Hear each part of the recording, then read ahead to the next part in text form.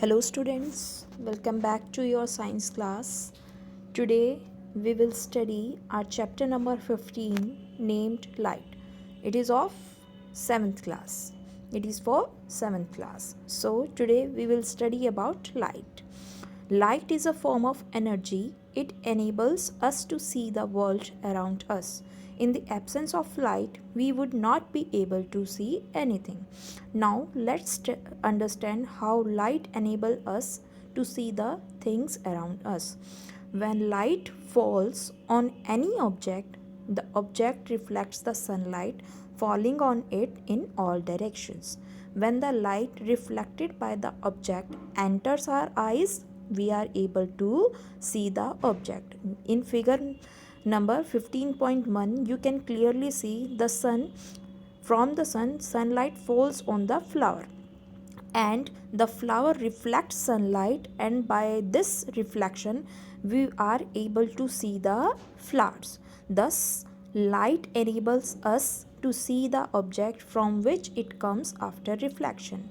We cannot see an object if light from that object does not reach our eyes. For example, the light from an object lying behind the wall in the next room does not reach our eyes. Hence, we cannot see the objects behind the wall. Now, next topic is light travels in a straight line.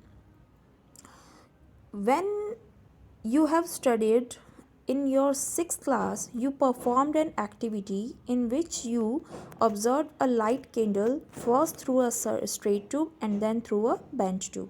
In figure number 15.2, you can clearly see that looking at a candle through a straight tube and a bent tube,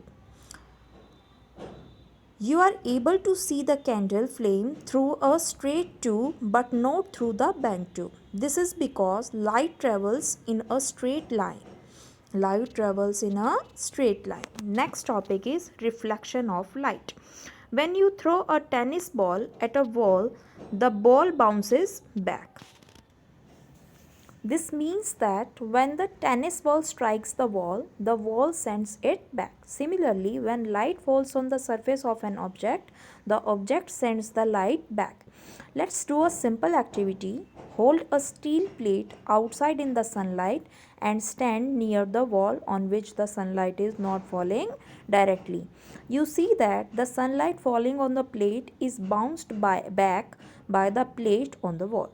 So, the phenomena of sending back the light rays that fall on the surface of an object is called reflection of light. What was reflection of light? The phenomena of sending back the light rays that fall on the surface of an object is called reflection of light.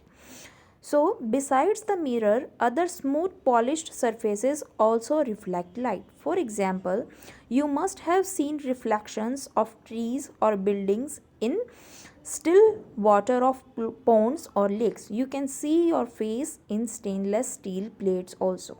This is because still water and stainless steel also reflect light. Activity number 1 shows that light gets reflected from a plane mirror. What was the observation of this activity? You find that the plane mirror changes the direction of the 3 rays of light falling on it. The 3 reflected rays are parallel to one another and make the same angle with the mirror surface as the incident light rays. So, what was the conclusion of this activity? This activity concluded that light gets reflected by a plane mirror. It continues to travel in a straight line path even after reflection. Our next topic is terms related to reflection of light. The rays of light that falls on the polished smooth surface of an object is called incident ray. The ray of light that is sent back by the surface of an object is called reflected ray. So, what was the incident ray? The ray of light that falls on a polished smooth surface of an object is known as incident ray. And what was reflected ray? The ray of light that is sent back by the surface of an object is called reflected ray. In figure 15.4, you can see that the path taken by a ray of light is often shown by a ray diagram. Figure 15.4 shows the ray diagram. In this figure given below, the perpendicular line NO is called the normal. Here NO is normal. The angle between the incident ray and the normal is called angle of incidence.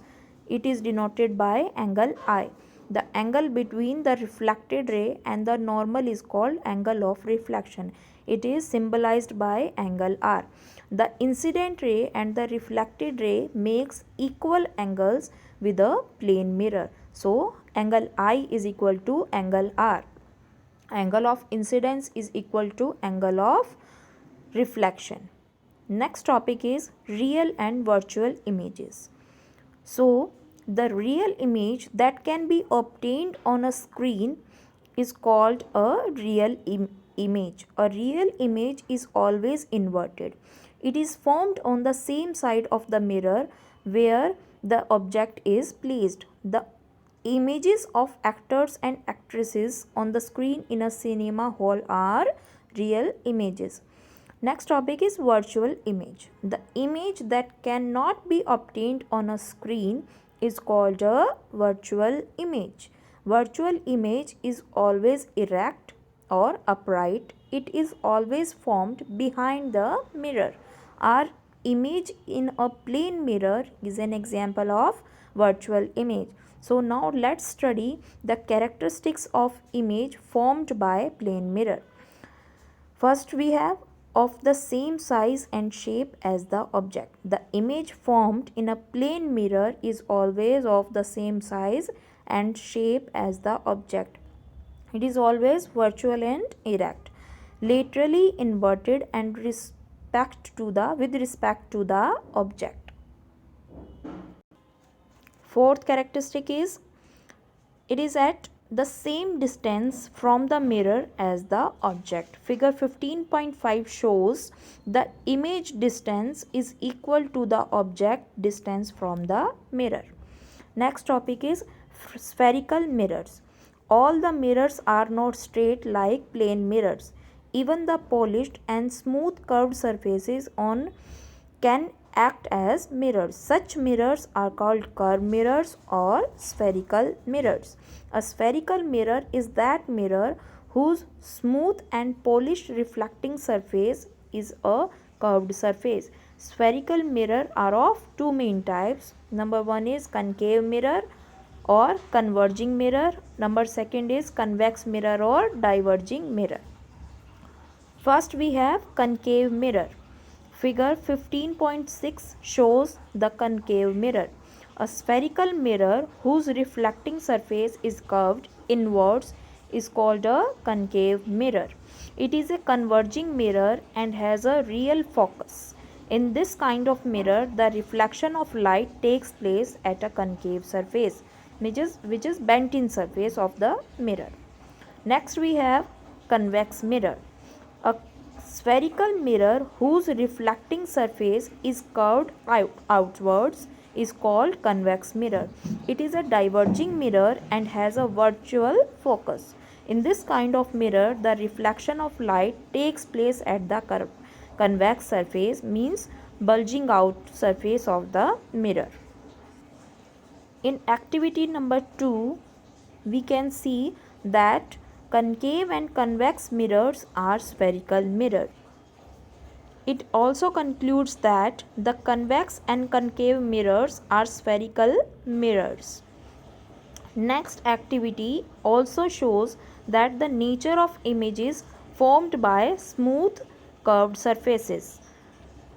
We concluded in activity number 3 that there is a change in position, size and nature of image formed by smooth curved surfaces with the change in the position of an object. Our next topic is terms related to spherical mirrors. First of all, we have center of curvature. It is denoted by C, capital C. The center of the sphere of which the spherical mirror is a part is called center of curvature of the spherical mirror. In figure number 15.9, C is the center of curvature.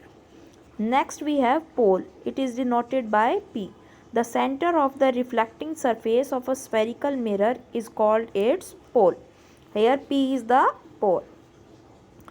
Next we have principal axis. The imaginary line passing through the center of curvature C and the pole P of a spherical mirror is called principal axis of the mirror. In activity number 15.9, you can see PQ. PQ is the principal axis. Next we have principal focus. It is denoted by F. The principal focus of a spherical mirror is a point on the principal axis at which parallel rays of light after getting reflected by a mirror meet or appear to meet. Here F is the principal focus of a concave mirror. In figure number 15.10, A part, we can see the concave mirror. In B part, we can see the convex mirror. The principal axis focus of a concave mirror is real and lies in front of it, while the principal focus of a convex mirror is virtual and lies behind it. Next we have focal length. The distance between pole and focus of a spherical mirror is called its focal length. It is denoted by small f. Next topic we have is formation of image in a concave mirror. We will study this topic in our next class. Till then, stay tuned. Bye bye.